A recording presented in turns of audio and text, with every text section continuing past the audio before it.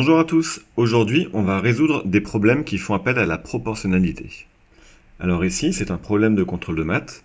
On a Mathis qui a un petit business, il vend des chaussures et il gagne 10,70 € s'il en vend 4 paires. On veut savoir combien d'argent il gagne si jamais il arrive à en vendre 5. Alors il y a plusieurs méthodes, on peut s'appuyer sur un tableau. Donc on rentre les nombres dans un tableau de proportionnalité, parce qu'ici il s'agit bien d'une situation de proportionnalité. Ou alors on peut appliquer une méthode qui s'appelle le retour à l'unité. C'est-à-dire qu'ici on connaît le bénéfice qu'il fait s'il vend 4 paires. Mais s'il en vend une, combien il gagne? Eh bien il suffit de prendre ce bénéfice et de le diviser par 4. Donc on peut écrire la vente d'une paire lui rapporte, et puis le calcul à faire n'est pas très compliqué, c'est donc 10,70 divisé par 4. Soit vous faites de tête, soit vous faites appel à la calculatrice, et on va avoir 2,675 €. Donc ça c'est pour une paire. Nous on ne s'arrête pas là, on cherche à savoir combien il gagne s'il en vend 5. Donc la vente de 5 paires vont donc rapporter, et le calcul à faire sera la vente d'une paire, donc 2,675, qu'on multiplie par 5, tout simplement. Ce qui nous donne très exactement 13,375 €. Et ici, l'énoncé nous demande d'arrondir au centime près. Donc les euros, c'est 13, et les centimes, ce sera 2 chiffres après la virgule.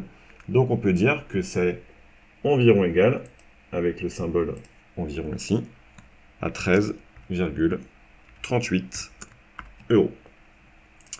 Et voilà. Deuxième problème.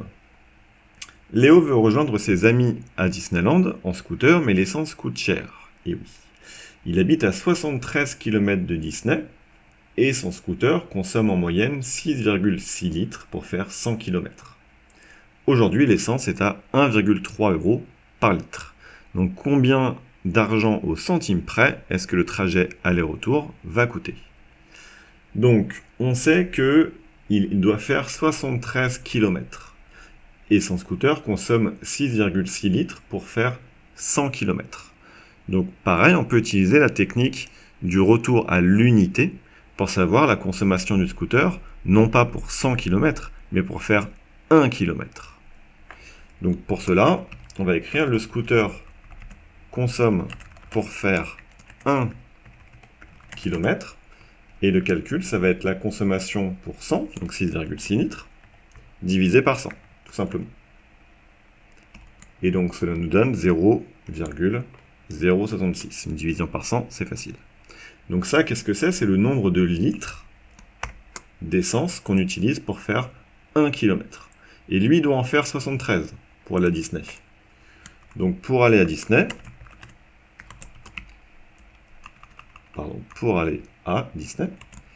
il va donc consommer, et du mal à écrire aujourd'hui, hop là. Il va donc consommer, et toujours pas, décidément, la consommation pour faire 1 km, donc 0,066, multiplié par le nombre de kilomètres à faire, c'est-à-dire ici, 73. La calculatrice va vous donner 4,818. Donc ça, c'est bien un nombre de litres d'essence. C'est la quantité, c'est le volume d'essence qu'on a besoin pour faire le trajet pour aller jusqu'à Disney. Or, cette quantité-là, il va falloir calculer combien elle coûte. On sait que 1 litre, c'est 1,3 €, donc 4,818 litres, pour savoir, il va suffire de multiplier. Donc ce trajet va coûter, et donc l'essence, le nombre de litres requis, multiplié par le prix au litre, et on va trouver 6,2634 €. Attention à ne pas s'arrêter là, la question est un petit peu piège, on demande le prix pour faire l'aller-retour. Là, nous, on a uniquement calculé 73 km, c'est pour faire un trajet. Donc il va falloir multiplier par 2. Au final, le trajet aller-retour va lui coûter Et donc l'opération à faire va être 6,2634 multiplié par 2, ce qui fait très exactement 12 € 5268. Et la consigne ici nous demande d'arrondir au centime près. Donc les centimes, ça va être 2 chiffres après la virgule. Donc on arrive ici à peu près 12,53 €. Et voilà. Si tu penses avoir compris, alors abonne-toi à ma chaîne et viens vite sur contrôledemaths.com.